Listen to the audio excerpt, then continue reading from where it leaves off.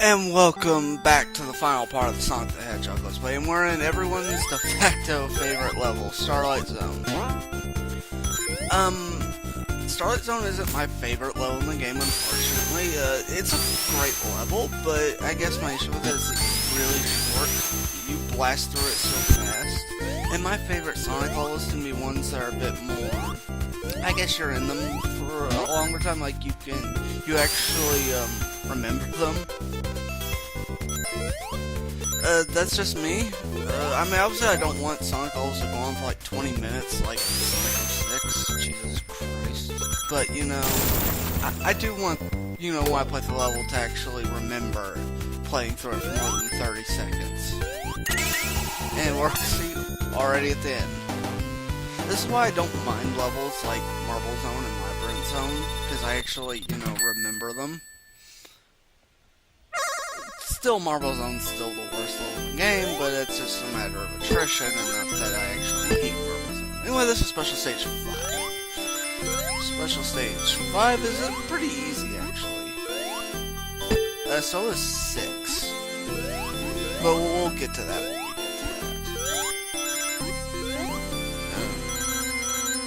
that. Starlight Zone is one of those levels that's really easy to pick up a lot of rings without too much trouble. So if you're speedrunning and you want to get like 100%, you know, this is a good level. Green Hill Zone, Spring Yard, and Starlight are pretty much the best levels to get the emblems if you're speedrunning. Of course, that means you can't screw up once, but I mean, if you make, it's pretty much assumed if you're speedrunning and you make a mistake, you pretty much start all over, so. I hate to imagine how many retakes those speedrunners do. This is Act 2. This is also a pretty short act, and it actually has like a ton of rings at the end. If you're low on rings and you want to get to the stage. Those enemies, as far as I know, unless you have invincibility frames, you can't kill them. So yeah, just avoid them. You can roll underneath them to not get hit. I think they're just a variation of the Orbit. Avoid the bomb enemies. If you stand like directly under them, you won't actually get hurt by their bomb blast. So that's keep in mind. Of course, if there's multiple ones, you will have to like maneuver around to try to avoid it. And that's the end of Act 2. Starlight Zone isn't very long, which is my issue with the level. Yeah, it's fun, you know, it's a fun romp to go through, but I just wish it lasted longer. That's why I don't mind Sonic 1's 3-act structure compared to Sonic 2's 2-act structure. You're in levels a little bit longer, so you can remember them better. Because if this were Sonic 2, we'd already be done with the level. And we spent like maybe a minute in it.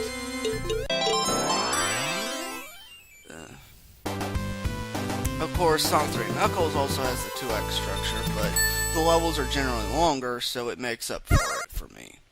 Sonic CD goes back to the 3-act structure, which I'm okay with, though generally the 3rd act is really short anyway,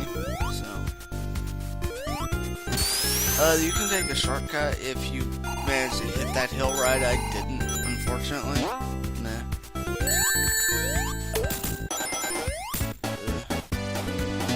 It's really hard to avoid getting hit by those bombs there.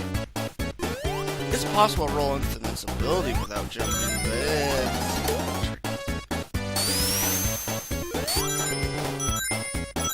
You can actually keep your speed going faster and faster as you jump off those ramps at the right time, but it's really difficult.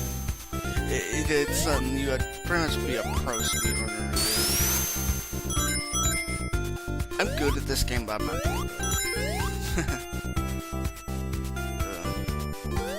avoid that spring because it's going to send you back.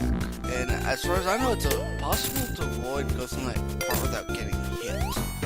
You can avoid taking a hit in this level if you take a different path, but I didn't. Anyway, we're finally at the boss, and this is actually pretty easy. Basically, you need to either use the spike bombs as a spring ball to launch you up, or you can use them to hit them. Your choice. Yeah, I like that. They give you a choice. Of course, it's difficult to avoid getting hit when that happens, but the way advanced version, it's just the way the physics work in that game. It's possible to just go up and hit them without using the actual mechanics of the boss fight, which is kind of hilarious. Goes to show how broken that port was. When it comes to least favorite Sonic games, a lot of people will list Sonic 06, Shadow the Hedgehog, etc. And I don't disagree with those as being the worst, but to me, Sonic Genesis is my least favorite. Anyway, we're in the final level of the game, Scrap Run. It's actually my favorite level. It just does everything. It has the final level atmosphere. You listen to this music, it's ominous, it's foreboding, and you say, okay, this is the final level. And it's got enough challenge to it, without being too dickish. I won't say that this level is entirely fair, but, you know, as far as final levels go, I've played much worse. Even as far as Sonic games go, Mega Man games, Castlevania games, I've played much more dickish final levels, so I'm okay with Scrap Brain. Scrap Brain is also the only level to change backgrounds with each act, something that Sonic Knuckles would do. But Sonic 2 doesn't. But yeah, at the end of the Act 2, like, takes place in a factory, and well, this place is outside. In Act 3, well, you'll see Act 3 later. If you haven't actually played this game before.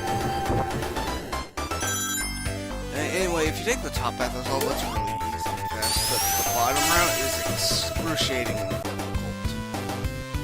If you guys ever want me to show off what the bottom path is like, you know, tell me and I'll try and show it off, but, it's easy to die in the bottom path. I don't, especially if you're new to this game, I don't recommend you take it at all. I mean, you can take it to kind of show off how much of a badass you are, but, I mean, that's like the only reason to really take it, because as far as I know, the top path is the best one. But hey, that's what choices are all about.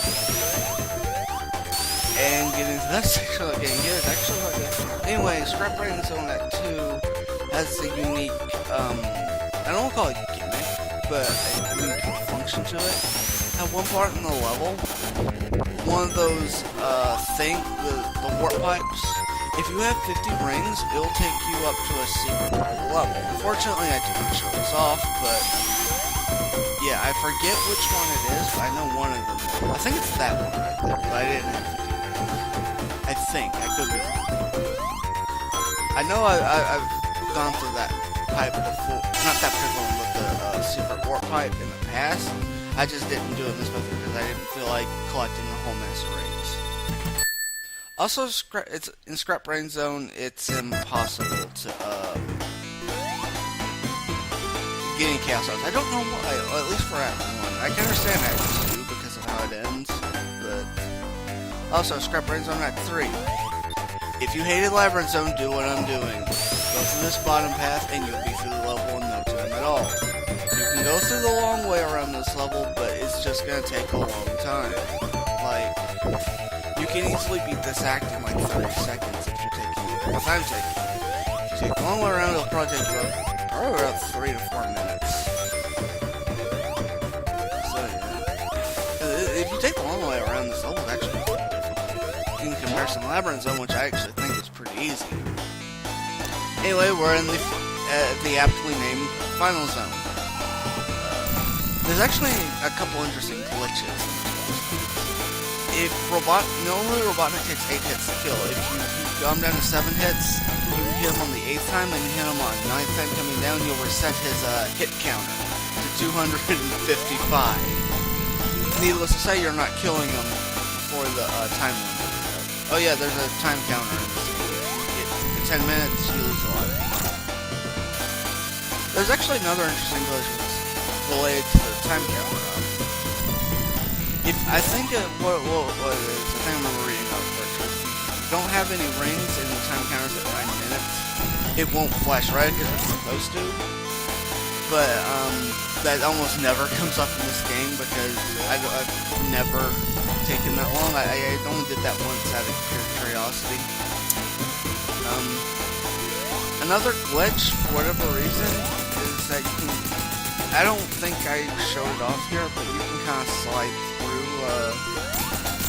Like if your back get crushed and you hold the controller the right way, you can make your way out of death. I'm guessing it's like a weird hitbox glitch.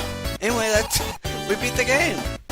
Hooray! And we got all the Chaos Emeralds. So if you did get all the Chaos Emeralds, this is what happens. You get the good ending. Yay!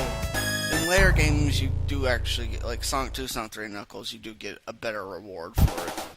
Sonic CD, you don't. Really.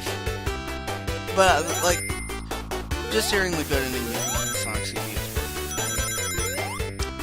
Anyway, this is, I guess somewhat a staple with the early Sonic games. The ending credits is always a medley of, the songs from the game, which I always liked. Not that I dislike, like, hearing, like, ending credits things in the 3D games, but there's just something special about hearing a mix mash of all the music tracks you went through the entire game. So I like this. And this is also done automatically, you have no input here. And yeah, all these are like, just nicknames for people.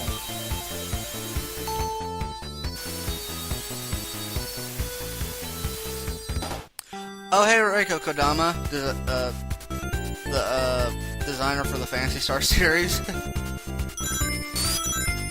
Phoenix Free is Reiko Kodama. And I'm kind of a Phantasy Star nerd, so obviously I know the name. And the sound producer for the first two games, Masato Nakamura, which pretty much everyone knows. His work to some degree. I mean, who hasn't heard Green Hill? Anyway, that's Sonic 1 for you. As far as classic games go, it's my third favorite.